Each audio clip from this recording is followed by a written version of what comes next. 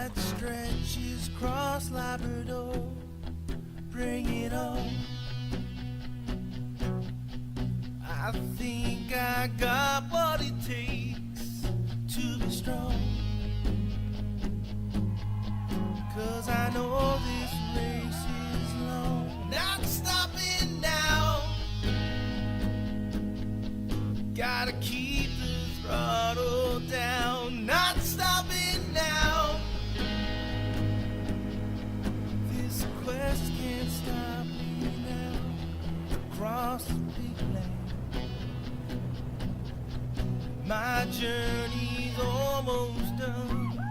Across Kingsland. This quest I will have won. Not stopping now. Gotta keep the throttle down, not going down.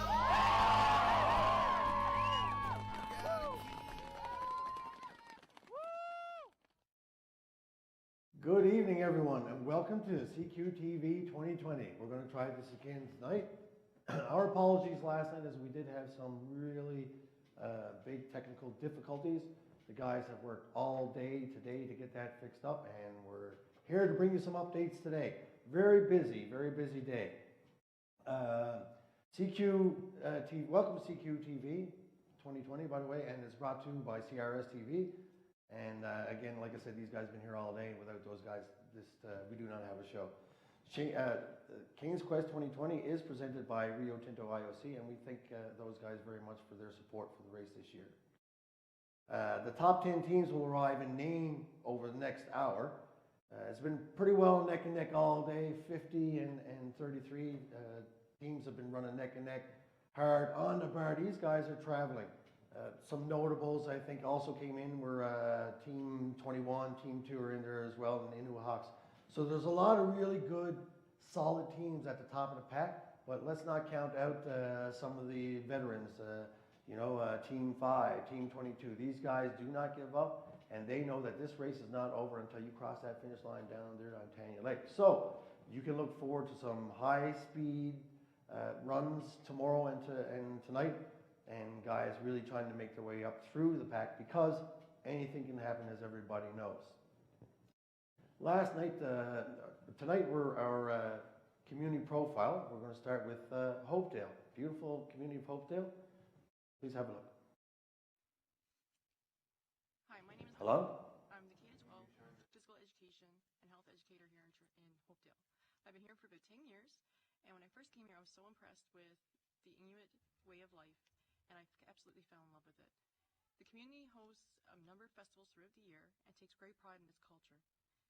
We have a number of facilities, including the Recreation Complex, our CMP compound, Big Land Grocery, DJ's Convenience Shop, Amgok Hotel, NG Assembly, and more.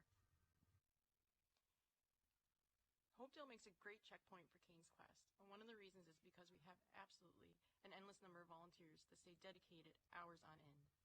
We're involved right from asking questions through social media to cheering the teams on when they get in, setting up the base and preparing food, and it's like this no matter what you do in Hopedale. Hopedale has an energy that just gets you and keeps you.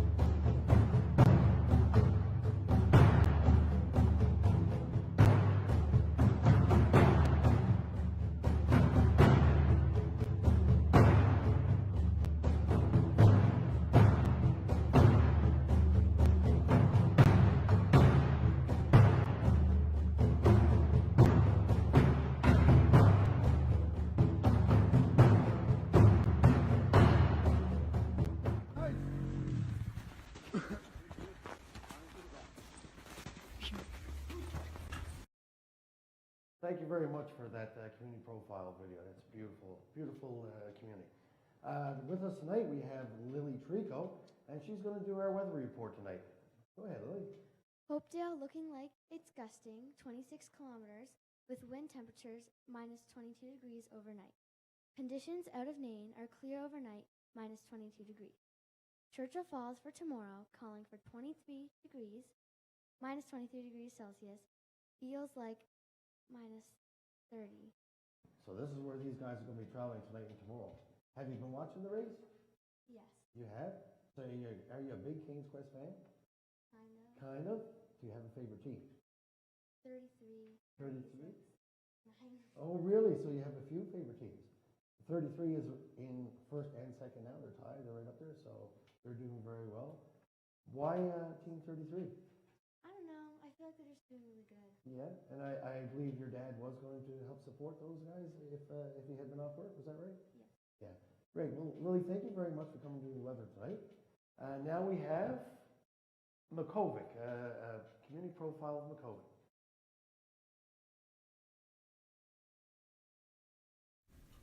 Checkpoint number 10 for the 2020 Canes Quest race is Makovic.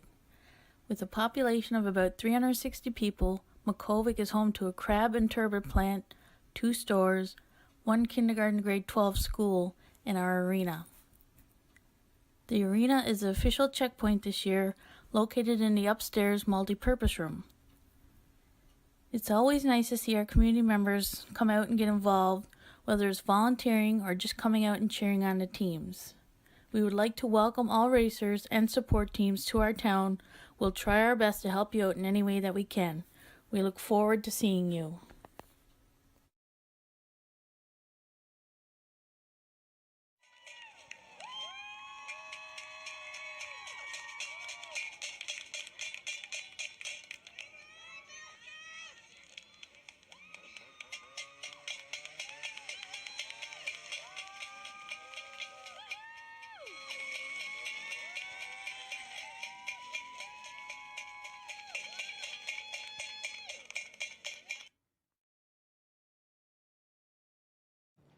Thank you for that beautiful community profile of Makovic. Tonight we'd like to thank our checkered flag sponsor, Nalcor, for their continued support of the race.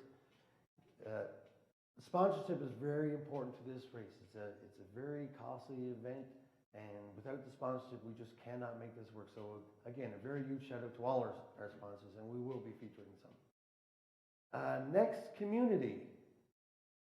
Name, was this one from last night?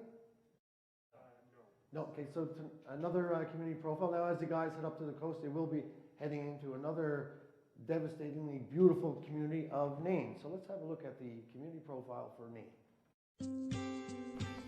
Nain, Nunatsiavut is my hometown. I love Nain because it's where I was raised and blessed to grow up with my family and friends. Everyone says hi to you. Nain is a small, remote northern community. Being here makes you realize you don't need a fancy car or big house to make you happy. It's your family, friends, and community that makes you realize you have everything you need here at home. We are a subarctic community, and this is our Inuit homeland. Our powerful stories, spirits, and traditions go back thousands of years. Nature and culture connect here in my hometown. We have some of the last untamed, unspoiled places left on earth. Here in Labrador's most northern community, our wilderness stretches for miles, in a land of ice, mountains, and polar bears and more. And where we Inuit hunt, fish, and travel, where our ancestors did for thousands of years. Nain was first established in 1771 by Moravian missionaries and is one of the oldest permanent Inuit settlements in Canada. However, Inuit have occupied this region for the world for thousands of years. A new era dawned on us once we became connected to the outside world. We formed our own self-government and are a self-determining government who work to promote our culture, health, and well-being. We are Kalnunatsiavut, which means our beautiful land. And no wonder why we call it that. I know racers will feel our community spirit. Nain is a valuable place for a true northern adventure.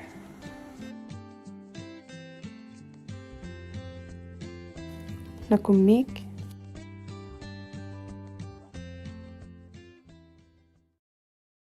Welcome back. I have here with me now tracking volunteer Dave Haas. Tracking is a big part of how you guys continue to monitor the race. Welcome, Dave. Hi, sure. It's been a busy day. Yeah, it's very exciting. Yeah. So, Dave, I guess why do you volunteer with King's Quest?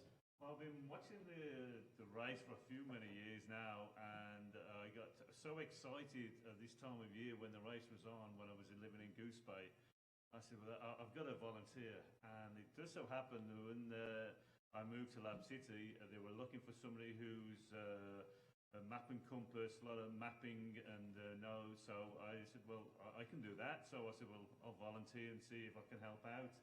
And it's just gone from there. Yes, and I remember right after the last race you asked to come back to this one. So yeah. it's great. I mean, so how can you explain exactly how the tracking system works?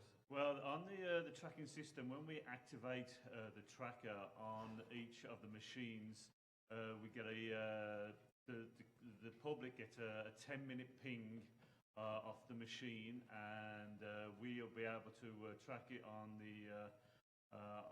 on our televisions that we've got set up, and plus we've got a back door that we got the more detailed information coming into the off the GPS of their speed, the angle of the GPS, the battery power, and things like that. And so we see a lot more than the people on the app see, and we'll be able to just monitor it. Plus, for the safety, we got for emergency, as soon as the button is hit, we get the response straight away at the headquarters, and then we go into action for the search and rescue teams.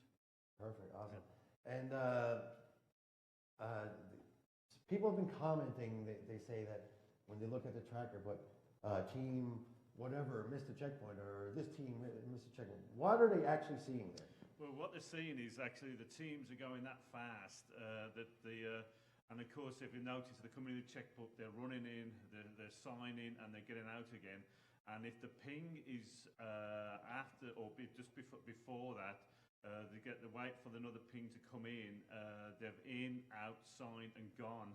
And it's happened again this year. It's happened every year that, and people don't realise that it's a ping and then another one in 10 minutes, and they've gone. They're doing 100. Some are doing 150. Well, 190 kilometres an hour, and then they're coming into the communities, and then they get in and out again pretty fast. And it just looks that they're acting, but now they're in, and we know that they've come in as well. Like, so it's a bit understanding the app that people are watching, but that's how we actually set it at the moment. And as we're getting closer to the finishing, we can set the pings down to live when they're ready to go, so we can change the actual timings of the pinging. Yeah, so let's say tomorrow, if this race is going to finish, then they'll speed up the pinging on the front guys so that you can see. Yeah, see more. They just have to refresh as quick as you can, because when they come in, it goes live, and it comes in very fast. Very quick. Yeah. Yes. So, do you have a favorite in the race? No, not really. I've been looking on my shifts and stuff like that. Like, I always like to watch the teams, like who are behind, and check them, make sure they're okay, and they've slowed down a bit. But not really. I think they're just doing it. It's wonderful to see, and it's. I always like, I'm looking to see, well, somebody slowed down, somebody just stopped. We mark it on the board that the ping is not coming in. Let's mark it. Let's check it out, and stuff like that. Like, plus, obviously, looking at the speeds, which is incredible, and stuff. So it's that's what not really. Yeah. So just before showtime, we were noticing that Team Swiss was having a little bit of trouble. So in a case like that, so just kind of take us through one of those situations. Yeah, when situations like that, and I look, and it's stopped, and the pings come in, and then I flagged that to the marshal. Like, look, I was at team 75 actually. I think it was even noticed on Facebook that there was something wrong, and we noticed it, and we quickly said, right, there's something wrong with 75. Let's check it out, and let's keep an eye on it. mark it up there, and then go through again, and then we start to, then start watching and watching. Then the make a phone call to the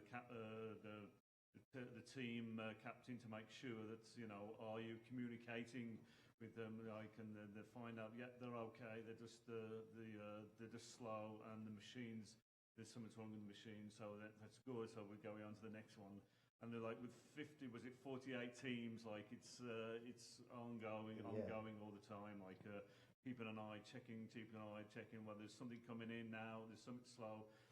We have had a few technical issues this year, but we quickly replaced the GPS tracking and quickly started up again, like, so the public didn't really, so we got them all going, and the batteries are really doing well. So for all intents and purposes, we are getting really good at that, and the trackers, the whole system seems to be seamless to what the public can see. Yes. In actuality, there's a whole lot going on in the background. Oh yes, headaches. Before people I think they're coming in like there's something wrong with such, or I think 22 went live.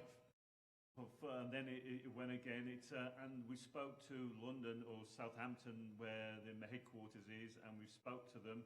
And it says it could be there's something on the tracker, there's something lying on the track, or it's tilted, and they can't get a full of the sky to be able to get the signal coming in fast. And of course this year, with the speeds are going fast and the terrain, it could be slipping off, and that's why there is a bit of a technical this year than perhaps before. But then after a while, we all relax again, and the pings start coming in again. I think there's three or four of them. We've lost the pings, we lost them, and then all of a sudden back again. Yeah, because like you said, some of these sleds come in with the bags hanging off, and you're not getting a signal. Yeah. Dave, as always, nice talking. You're very knowledgeable, and thank you very much for great. It's been your pleasure. patience. Thank you. Thank you. All right. We also like to thank tonight our checkered flag sponsor, Lab Rewinding. These guys are a huge contributor to King's Quest and everything that we do. Last night, unfortunately, we had some technical issues, and we missed out on a couple of community profiles, and I thought it was very important to showcase these. The Nunatukefoot Community Council, NTC, received funding to increase the civic engagement of youth and address Indigenous reconciliation. Several community youth attended a video production workshop and spent many hours putting together community profile videos for Port Hope, Simpson, and Cartwright. And I think it's very important. I think it's very important now that we go ahead and take a look at these videos that these groups work very hard on. Port Hope, Simpson, and Cartwright.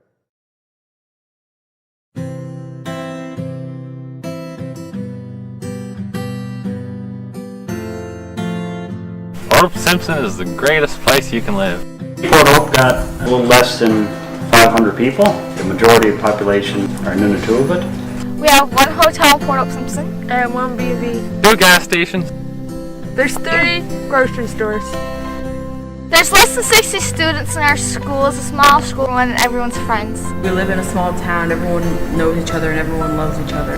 It's nice here. He knows everyone. You can go outdoors anytime. Imagine being able to go to the store all by yourself with a handful of change and buy whatever you want. Life is fairly slow-paced. It's a tight-knit community. Every person kind of has something they can contribute to make the community a better place. Most people are very friendly to each other, very neighborly to each other. Everyone is there to lend a helping hand, and people are always there to help out the youth in the community. Great people on the south coast of Labrador, so it's just an enjoyable place to come and work. Life has always been very quiet and very peaceful in Port Hope Simpson. It's a nice, comfortable place here. You got your freedom, you can go around, do the things you like to do. And what I enjoy is going to the cabin, just enjoying the beauty of it. The most beautiful view is on Blow Me Down Hill. When you get up there, and especially on a nice clear day, you can see the community, you can see on out through Alexis Bay. Well, there's lots to do and crazy people to do with you. Well, here we go. I like skating up on the day and playing hockey. I like to play sports and go for rides on Skidoo. All the friends get together, goes riding around, might have a little boil up, might just sit down, chat on the Skidoos. In the summer, you can go swimming And it's nice to go out and boat. We have a nice, well-protected harbor there, so really don't matter the conditions, we're still able to get out and boat and enjoy your day. Port of Simpson was based on the woods industry, and right now there's still a couple of traditional sawmills in place. They cut logs to mill for building homes or building sheds. There's a lot of traditional knowledge and activities still practiced. Still do a lot of fishing, ice fishing, a lot of hunting, trapping, dog sledding, pick their berries for the year. They cut their firewood. People still make crafts, make clothing. There's a couple fellers in town that still does dog team racing in the winter. That was a tradition for quite a few years now. People use dog sleds for type of transportation, but now it's just a sport. Dogs are important to me, keep the tradition alive. It's good in Port Hope. Lots of snow to drive them. It is nice to look at the trees and to go in the woods and perhaps see a moose or a bear. Born and reared up here, and I like the way of life. You wouldn't want to live anywhere else on Earth, only in Port Simpson. For someone who loves the outdoors, there's no better place to be. We love Port Simpson!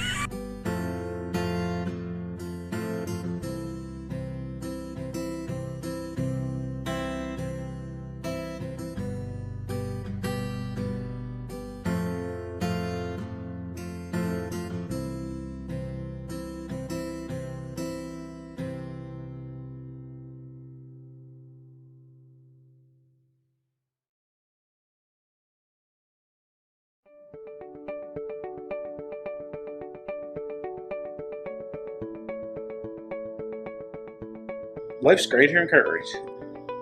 My name is Dwight Lethbridge, and I'm Mayor of Cartwright. Cartwright's got about 430 people. We're primarily an Aboriginal community. We're mostly Nunatuvet members. There are some Natsiavut members here. For anybody who likes life on the land and on the water, it's a great place to go up, and it's a great place to raise your children. We've got an all-grade school here. There's lots of activities. Our kids can take part in a variety of sports, family programs. A lot of the kids here just love to get outside and play. It's a safe place to do that, except for when there's a polar bear wandering through town, which is not that often, but it's happened once this year and almost twice. Now it's a safe place for the kids to get out and play, and you see them in the land wash, and you see them at the rink, and you see them on the playground. Our kids, they got a good upbringing and they're not bored. Kids got lots to do there. Considering that Cartwright is mostly a resettled community, we're doing really well. You know, I think our community is quite socially healthy. I think it's quite economically healthy. Between plant workers and fishermen, we've got some service industry workers and stores and other small businesses and government workers, but we're definitely primarily a one industry seasonal town. We're very much dependent on fishery. Crab, turbot, shrimp, whelk, sea urchins are all species that are fished here. Some are processed here.